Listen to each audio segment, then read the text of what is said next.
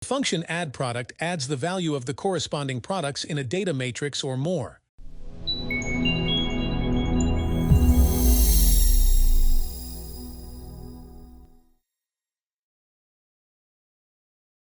Hello, I am Gabriel Venturini, a Brazilian with a degree in administration and specializing in strategic management and business innovation.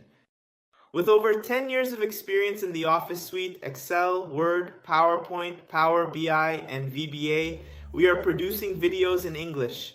Please subscribe to the channel and leave a like. And also activate YouTube notifications so it understands that the content is relevant and delivers it to more and more people. In the detailed description of this video and also in the very first pinned comment, you can easily find our complete training sessions. Now, let's get started with the content. addProduct uses cell values or creates a matrix formula with its arguments.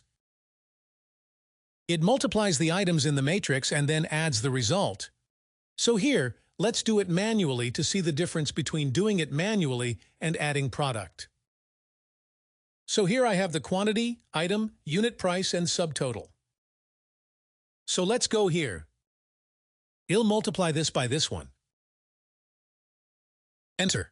It gave the result. I'll double-click. Done. Now I'll do the sum to check how much it gave here.